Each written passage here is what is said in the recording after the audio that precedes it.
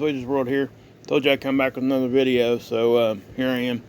It's April 20th, 2020, and we're going to talk about this double CME again real quick, because I think we're getting, like we said, there might be a glancing blow from this one, and I think we're getting it currently. What I'm seeing is very consistent with the hit that we would kind of expect if something like this was to come our way. Now, when you're looking at this, you have to look at the timestamp up here. Okay, this doesn't update unless it detects a CME. So, if you look when it left the sun, you're looking at the end of the day on the 14th into the 15th, and then what's important right now is the yellow dot's Earth. Okay, so as you can see, it looks as though we take a glancing blow from that. You can see it spread out, and we get hit with it a little bit. Now, we could be taking a more direct hit also right now. This here doesn't redo its model unless it sees a CME. So all the data that it had at the beginning is what we're seeing. So as that data changed, or they didn't get it completely right, sometimes these things will vary in time and position. Okay, but if you look at the Earth's orbit, okay, this is the Earth's orbit stretched out on a straight line on the right hand side there. Now, if you zoom back out like this and you watch when that hits, it's right around the 20th, end of the day on the 19th into the 20th. So it looks like this thing got it right. You know, it happens sometimes it's off. So that's kind of what we're seeing, and let me show you. Okay, guys, I got you over here at Geospace Magnetosphere Movies. It's the NOAA site that has, this is one of the updated tools for the magnetosphere. And as you can see, this is the velocity screen. Now watch what it does, guys. Okay, yeah. It's moving, we're taking a hit, guys. You know, have I seen worse? Yes. Have I seen less? Yes. This is kind of in between, in my opinion. There is one key factor here that isn't quite acting like it normally does. That's the geoelectric field model. We're actually seeing it on there. And it's staying pretty consistent, and it's matching up with what we're seeing here. This is density, guys. So the blue is the higher density, which would be also consistent with a CME. Those tend to bring higher dense material. Okay, because it is plasma leaving the sun. So, you know, by proxy, it most definitely is more dense material. Sometimes when you see a solar flare, you won't see that density spike up. You'll just see hits, you know, like waves of whatever disrupting our magnetics. But you can see that. Now this one here is pressure. Now check this out. Okay, obviously those are hits, but what's kind of impressive to me is the amount of backside pressure there. That's quite a bit, guys. Not to mention that you see that backside pressure, but you're not seeing it in the front at the same time. That's pretty interesting. Okay, not to say that it's some big deal or anything, but it is kind of strange. You know, why would we have less pressure facing, you know, closer to the sun than what we do behind us? It does cause you to question a little bit there. So you can tell where there ain't no pressure. It's all in the back right there. So you have to ask yourself why. But, you know, a lot of different ideas on what's going on there. Sometimes I think it's kind of like a boomerang effect. The weather will hit us from this side, and it kind of does one of those numbers. Now this is very symmetrical.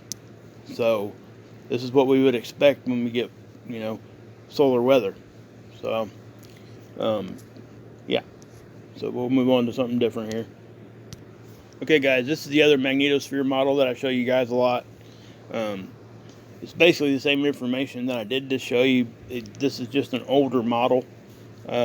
So yeah, so we'll take a look at this. Now you're going to see, again, you're going to see pressure. And it's going to look pretty intense, guys. But that's what we would expect when we get hit with a CME of any sort. Okay, now what I'm finding interesting here, you see how once that last initial hit, you see how it kind of just stays constant after that? That's pretty impressive. Okay, usually it's wave after wave after wave. But that would be solar wind that does that most of the time. Now what we're seeing here, like I said, is an actual hit from a CME. And it is just a glancing blow. We're not taking this one on the chin. So this should, explain to you guys a little bit, show you guys that because of our weakened magnetosphere, it doesn't take a direct hit to affect us. So you can see how we get compressed, and there's our rapid expansion I've talked about before. You see the line out here in the front? Watch what it does. Okay, right now it's compressed in. See how it shoots out? Okay, you can see it bouncing. That's basically what I was talking about also. Compress, expand, compress, expand. That's what it does. So, and this is very consistent with a CME hit. Now here's the solar wind map. No, I'm sorry, this is the spaghetti map. Now you're going to see map tool, I should say. This ain't telling us to go anywhere. Or showing us how to get there, I guess. But I'll just grab this and you'll be able to see it. Okay, wave after wave, and yes, that looks impressive, guys. Okay, that part does. Now, again, I would have to point people back to, if you go back during a solar whatever maximum or even a minimum when there were other CMEs that hit us, you're going to see something similar to what you're looking at right there. And it's very symmetrical. And again, I have to say this, what we seen the other day when it was really, really wigging out, it was not symmetrical. It was just all over the place. You can clearly see that this energy came from the direction of the sun, which is, daggone it, sorry guys, which is over here. Okay, so everything should go from the right to the left, and that's exactly what we're seeing. So it's nothing to really be like spazzing out about, but this is most definitely, in my opinion, that CME has reached us. Now look at that. Okay, now remember I said it didn't look so much like waves, but just constant barrage. Look what it does here. Okay, it just stays like that. There's nothing really wavy about it. There's a couple, but it's not like it usually is. All right. But yeah, so that's definitely a hit. Now let's look at the solar wind one. This is the solar wind tool. Now something we can look at here is this solar wind speed up here. That's kilometers per second, and we'll be able to see that rise and fall. Okay, especially around the hit. Okay, up to 600, which is just barely elevated. That one got up to 700, I think. And we'll keep going up here. And again, I want to say this too. It doesn't take fast solar wind to give us hits. Okay, it can be high dense material. There was a paper written not too long ago talking about, how is it more important to watch the density or the actual velocity? And their conclusion was the density hits us harder. So, even though it might be moving at a slower speed. Now you can see up there now, guys, it's at 706. That's about the highest one I've seen during this whole thing. So that's telling you, even though it looks like we're taking some good hits, it's not because of high solar wind. It's the density of what we're getting hit with. Okay? So I just wanted to point that out and kind of give an explanation on that. But again, I have to say, that the timing of the CMEs that we were showing you guys, this is actually panning out on that timeline. So it showed us getting hit about right now when we're getting hit. So that, that's a pretty good conclusion we can draw. Okay, guys, I got you over here at the space weather. Again, we can look at the solar wind speed here too. That's not updated, every minute, or every 4 minutes like it was on the other tool I just showed you guys. It updates at different times. But yeah, there's that. Now, if we scroll down through here, here's where it becomes, we really need to pay attention a little bit here. You can tell that, I'm sorry guys, it's peaking up like this and rather quickly. Now, if we go up another level to a KP of 5, that would put us in a geomagnetic storm G1. Be a very, very minor storm, but that is still a geomagnetic storm. Now, we won't, if that happens, we won't see very much disruptions on things here on our planet, but I've seen them look like it's not really going to do much, and then it'll tear up again, and then it'll even shoot up even further. So the higher up we go, the more effect it's going to have on us. So here's the sun right now. Not much to look at but coronal holes. Here's the ACE data, and you can see where the density really just shot up. Okay, and everything's reacting at the same time, and again, that's what we would expect when we got hit with the CME. Okay, sometimes with solar wind, you'll see an increase in one and nothing else will move. I've seen that before. Now with CMEs, usually they all are being affected because of what we just got hit with. And again, it looks like they may have adjusted this, because that's what they do. They adjust this when they get more data in.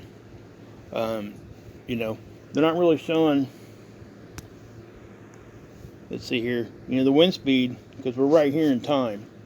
So the wind speed itself, they're showing that it's not really that high. But if you go up here, that's 7, about a 6 or a 7 there in density. Actually, that is elevated.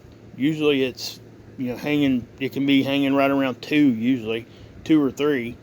But it isn't that. Still isn't that big of a deal. But we need to talk about it because that actually happened. Now here's where it gets cool. Okay, this is the aurora forecast. So obviously these aurora photographers are probably having a heyday with this right now. This gives you a time frame, and it shows you when they expect people to see them. Unfortunately, this stupid thing ain't loading very fast. So here we go. You can look at the timestamp down on the bottom right if you want to. We'll watch this go through here one time, and you can see how this is a predictive model also. Okay, so it goes past the time that we're at. So take that for what it's worth. There you go. Now see how it's stretching down? See the little pulses? And I'm going to show you something here in a minute too about that. But you can see how it got real intense real quick right there. Maybe this doesn't predict out. It might be just historic. Yeah, it looks like it's historic. Looks like it went back. Okay. Anyway, it's showing you when and where the auroras were. Okay guys, this is the geoelectric model. What this does is it shows the effects of their predicted effects, or the chances of bad stuff happening to our electrical grid. This here shows you the percentage of a chance during these solar events. So we can push, get a little time lapse going here too. Now I can tell you from experience from watching this tool, that darker blue is typically where the whole country looks like. Okay. This is definitely confirming once again that we are getting hit with the CME or some sort of solar weather. Now see, when it did yellow almost over the whole country, look at that. That even popped orange at the top. So you're more than halfway on this graph when you're talking about that color. It happens up here, guys. The orange pops in there. And that would be expected. Okay, right about there. You see it just for a second, man. It just boom, there it was. I don't know. There might have been some sort of power outage or something up there right now. I don't know. I haven't looked. You never know. But this is what this is trying to tell you. The effects on our electrical grid from whatever we're getting hit with in space. And this is most definitely active. Again, it's usually, the whole country is usually that darker blue color. And it stays there. You might get some of the lighter blues from here and there. But when we get past that, most likely we're getting hit with something. Okay, guys, here's the Schumann right now. Okay, after my last video, I wanted to give you an update on this. Now, it looks like that a third one did not happen. It looks like this event might have died down some. Now, I am seeing whites in there, so it could be going right back up. I don't know. We won't know until we get the readings. But this most definitely was a long-lasting, pretty powerful event there. Okay? And I would draw your guys' attention again to the fact that it's almost a mirror image of each other down to the hour. So if you take a line right here and draw it right in half, and you were to fold that together and overlay them, I could get my overlay tool out, but it does take some effort on that, and I don't really have time to do it. So anyway, they would almost mirror each other, guys. So you guys take this for whatever it's worth. You can tell that the whole graph here is active. Whatever's causing this, and again, there's lots of theories, all that kind of mess, right? But we just got to stay where we're at and just pay attention, observe, and do what we can, because there's not much we can do. We're not going to be able to change this in no way, shape, or form. Now, I know people talk about particle colliders like CERN. Guys, that's always part of the subject here, but there's more than just one particle collider on the planet. Always got to say that. Actually, there's quite a few high-speed particle colliders. And I do believe that can change our resonance some. I do. I think it can. But we just don't know when they're getting fired up and when they're not. You can't believe a word they tell you when they're telling you stuff like that. They're not going to tell you exactly when they're going to fire CERN up, or any particle collider for that matter. So anyway, there's that. Okay, guys, we're going to take a look here at the earthquakes again. Again, there's really nothing happening right this second. We are still seeing some secondary effects from those bigger ones earlier in Japan. It looks as though we might have the start of some sort of a swarm around that bigger quake that did happen, that 6.3. Plus there's one down here, Vanuatu here, right there. Okay, 5.2. And plus, like I said, you're seeing them all up and down this fault line right now. That's a 5.1 off of the coast of Philippines. So, these are all happening within, 12, 24 hours of each other. So, this could be, the solar wind could be contributing to this, or the CME. I do think it's that CME hitting us. And it is just a glancing blow. If we took that right on the chin, guys, wow. I don't know. It could have been pretty significant. It was significant enough just catching a glancing blow from it. Alright, guys, I got you over at SDO. This is a 304 angstrom. Yeah, we're seeing a lot of activity around. You can see the filaments and stuff dancing. But I caught this. Now, I've caught these before. They're probably just meteorites or what have you. This one seems a little bit different. Okay. Yeah. To be honest with you, I can't even believe I caught this, because we don't typically catch these. When these things take a capture, it's just one capture every however many minutes. So for it to actually see that, yeah.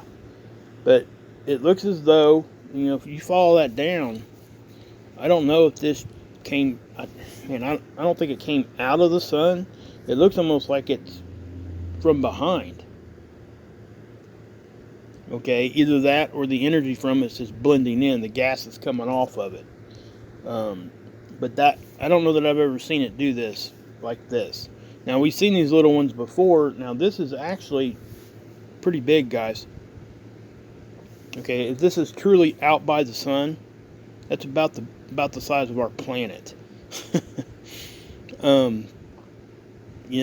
Yeah. So, whether that is out by the sun or not, it's hard to tell. This could actually be right in front of the satellite. If it's real small, it could technically just blend in like that, which may be what's going on. I don't know. It's hard to tell.